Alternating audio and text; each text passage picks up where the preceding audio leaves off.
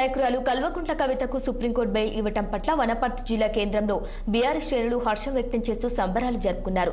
జిల్లా పార్టీ అధ్యక్షులు గట్టు యాదవ్, నందిమల్ల అశోక్, ఇతర పార్టీ నాయకులు ఎంతో సంతోషాన్ని వ్యక్తం చేశారు. సుప్రీంకోర్టు ఇచ్చిన బెయిల్ పట్ల ఒక కేంద్ర మంత్రి మాట్లాడిన మాటలు విచారకరమన్నారు.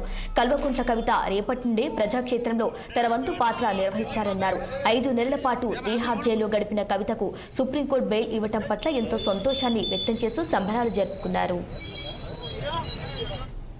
ఇవాళ సుప్రీంకోర్టు తీర్పు చాలా సంచలనమైనది.